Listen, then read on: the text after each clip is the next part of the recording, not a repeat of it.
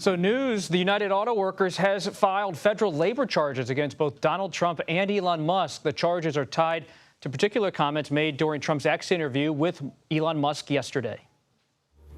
I mean, I look at what you do. You walk in and you just say, you want to quit? They go on strike. I won't mention the name of the company, but they go on strike and you say, that's okay, you're all gone. You're all gone. So every one of you is gone.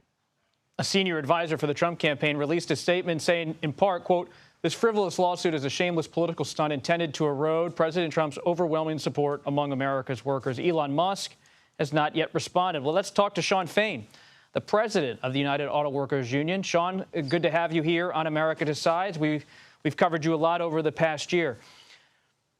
Hey, Bob, thanks for having us.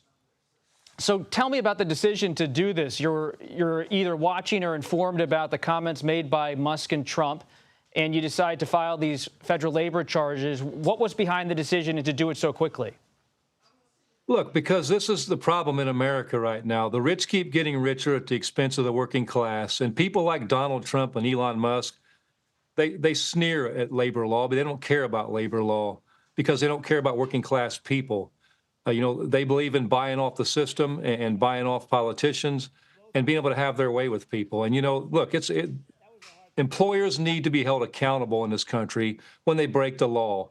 It is a federal right of workers to go on strike, and they cannot be fired for that. But, people like Donald Trump and Elon Musk, they laugh about firing people because they can care less about people and about their jobs and what they do to their careers. All they care about is the billionaire buddies and taking more wealth. And so this is a which side are you on election.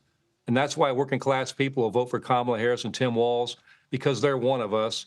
And Donald Trump and Elon Musk represent everything that this nation stands against.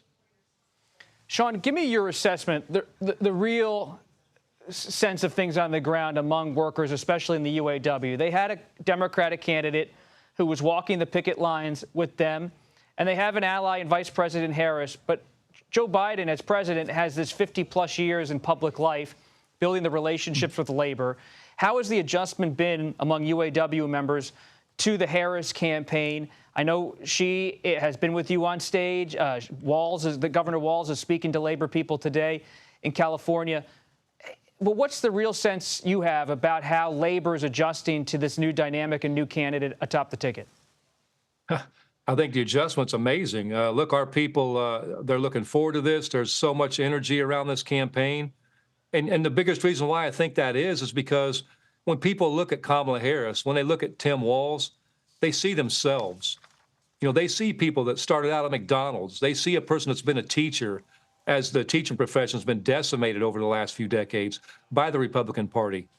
And so, when you look at people and you see yourself, they're relatable. So working class people, and especially in the UAW, are extremely excited about this campaign. We're ready to go to work to ensure they get elected because we know, looking at Donald Trump, people like him, no one relates to that. I mean, the man was born with a silver spoon in his mouth.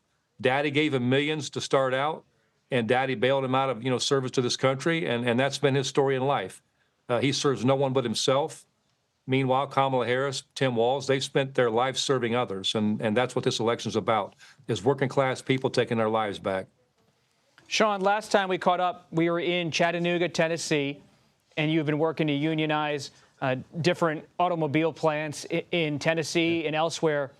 And you look at the political map, a lot of the political map and some of these emerging battlegrounds in the Deep South and the South overlap with your targets as a labor leader.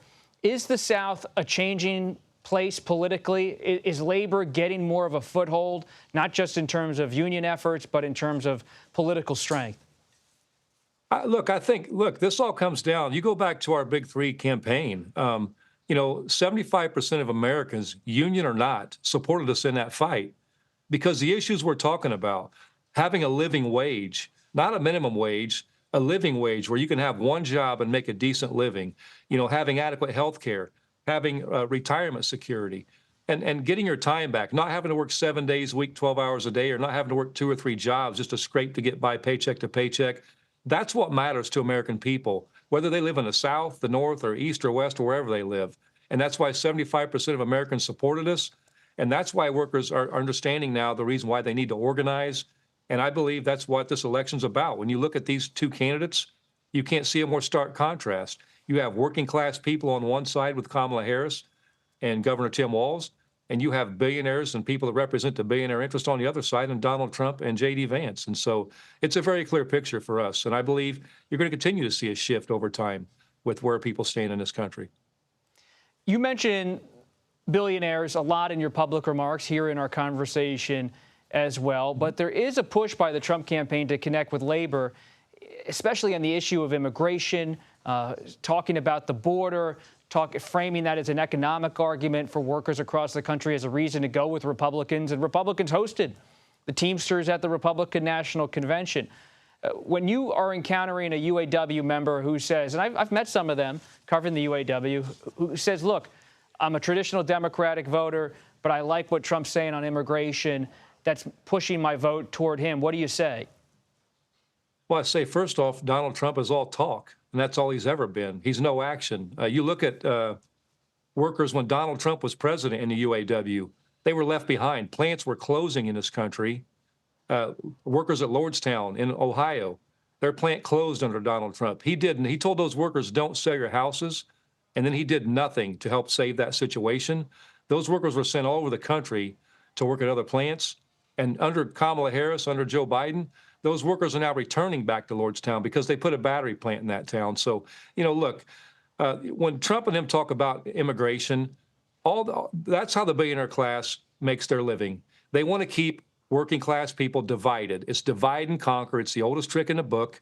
They want to point a finger at the frustration for working class people in this country and why your life sucks right now. And the reason your life sucks is they want you to blame it on a black person, an LGBTQ plus person, or they want you to blame it on some destitute and desperate person trying to find a better life by crossing the border. And it's a shame, but that's what these people are. They play divide and conquer and hoping that works. But, they think we're stupid. They think working class people are stupid, and we're not. We know this game. We know better than that. And at the end of the day, it's what we bring home every day, why we work. We work to have a decent standard of living and a decent quality of life. And again, I go back to that. That's what this is all about. And Donald Trump doesn't care at all about that. All he cares about is extracting more wealth for him and his billionaire buddies while working class people continue to get left behind. Shawn, final thing here. When I spoke to President Biden last week, he said he's going to work with Governor Shapiro and go spend a lot of time in Pennsylvania. That's a battleground. We know union members are important there for a Democrat to win Pennsylvania. So put Pennsylvania to the side. Where else do you believe President Biden should be utilized to make sure labor support is stoked in the coming weeks? There's a lot of, battleground states we're looking at, Michigan, Ohio, Pennsylvania, Wisconsin, Arizona, Georgia. But, ultimately it's just this. I believe it's just talking about the successes of the Biden-Harris administration and what they've done to bring jobs to America, something Donald Trump didn't do. Donald Trump likes to talk about the auto industry and how he's going to save it. First off, he had an opportunity to save it, and he didn't do a damn thing. So, I just believe that we got to speak truth to what's happened and, talk about inflation, the real cause of inflation, corporate greed and consumer price gouging, not policy.